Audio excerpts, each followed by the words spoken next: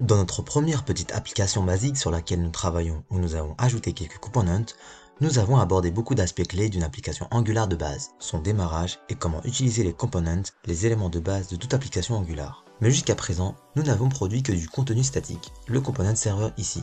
Ce n'est pas super intéressant. Nous en avons même fait encore plus que cela dans la première section de ce cours. Alors, changeons cela pour afficher les données qui sont au moins dynamiques, qui ne sont pas codées en dur dans le modèle. C'est l'heure du data binding. Qu'est-ce que le data binding?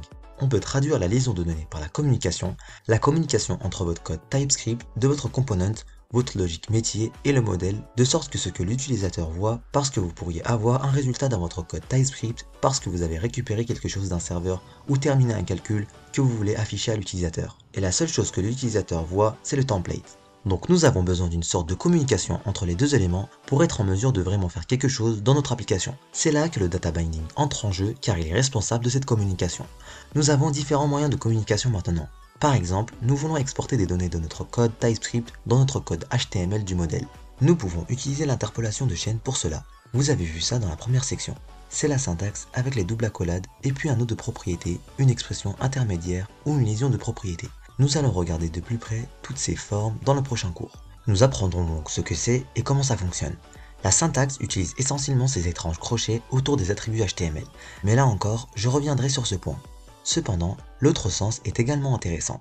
Si l'utilisateur clique sur un bouton, on peut penser que l'utilisateur clique sur le bouton du modèle, car encore une fois, le modèle est la chose avec laquelle l'utilisateur interagit, qu'il voit ou il peut aussi cliquer sur des boutons.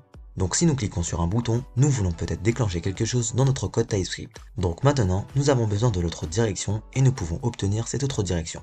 Nous pouvons réagir aux événements de l'utilisateur avec la liaison d'événements. Donc nous pouvons nous lier à un événement de clic, par exemple, pour exécuter du code quand il se produit. Et nous avons aussi une autre forme de data binding où nous combinons les deux directions. La liaison de données bidirectionnelle où nous sommes capables de réagir aux événements et de produire quelque chose en même temps. Ce n'est peut-être pas très clair de savoir comment ça fonctionne, mais c'est ce que vous allez voir en détail dans les prochains cours.